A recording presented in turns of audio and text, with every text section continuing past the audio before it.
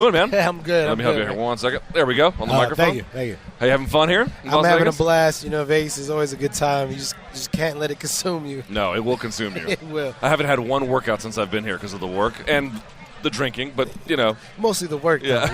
You know? Hey, man, what are you expecting on Saturday night? You know, I think it's going to be interesting. I think Conor's going to bring more than people expect. Whether I think it's going to be enough or not, you know, it goes is here or there. But Big Baby's here. What's going on, man? I know this guy. But I think he's going to make it interesting. I think his unorthodox technique and fighting style is going to cause a little bit of problem.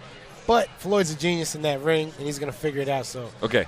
Let me set this up for the listeners who don't know this. Okay. I talked to Brandon Gibson. He's a striking coach at Jacksonwink MMA. Right. You live in Albuquerque, right? Las Cruces, a couple hours away. But you've been to the Jacksonwink gym Very a lot. familiar with those And guys. he was hilarious. He goes, man, sometimes we have boxers come in there. You know, our guys hold our own.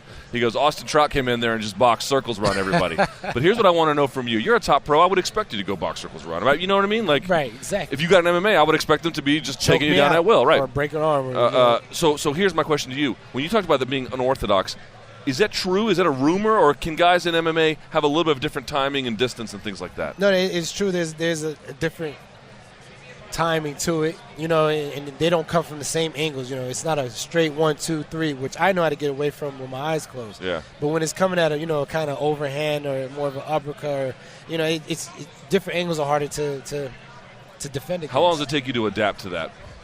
It could be a round or two, you know. Yeah. You keep having your hand up here, but you're still getting caught, and you move it over here, you know. Right, it takes a second. It takes a little while to adapt. And Floyd, he's really a king of that. So I think if McGregor's going to win, it's going to be by knockout, because that unorthodox style is going to have to catch him before he adapts. How much does that size matter?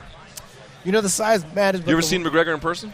Yeah, I've seen him. He's a big boy. He's a big guy, but the way that Floyd fights, though, it's not going to matter. You know, Floyd's not going to sit there and try to hit him head on. You know, he's going to be a matador to the bull, and we'll see if Conor could just swarm him for 12 rounds, because that's what he'll need to do. So how long does it go, you think? I give him about 8 rounds. Floyd breaks him down, stops him in the 8th round. We just had Amir Khan. He was like, 5 to 8 rounds. All the boxers think about 8 rounds or about so. 8 rounds, because, Floyd, he's not the one to turn it up. So he's just going to be a tactical teardown. You know what my thing is on this whole thing? Like, I'm an MMA guy. I'll just admit it. But, I'm not I might be an idiot, but not about this.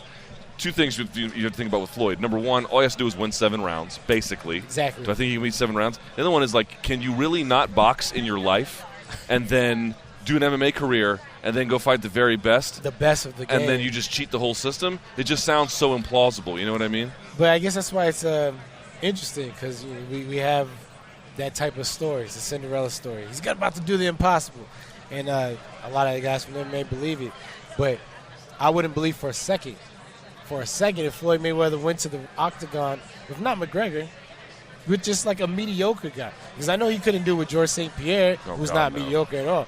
But I'm saying with a mediocre MMA fighter, he get taxed within right away. Yeah. You know, I don't care if he had too much. But that's the MMA octagon ring. Yeah. Floyd's the best at the game in the boxing ring.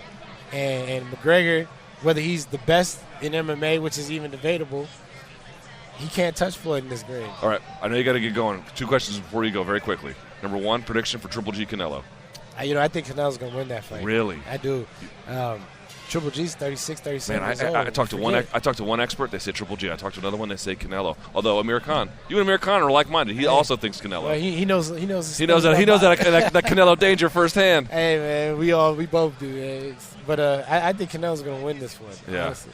And Triple G's power doesn't carry over into the later rounds, and so if he doesn't take Canelo out early, it's not going to be good for him. What is next for you? October-ish, we're going to go fight Jarrett Hurd for the IBF. Yes, sir. Undefeated champion for now until we meet October. But this is part of my legacy. He's a stepping stone in it. Hey, you know what? Next time you come through D.C., let's get you in studio. Absolutely. You know what? I know you got to go bang some heads at Headbangers. Tell Barry and Lamont and all those guys on there I said,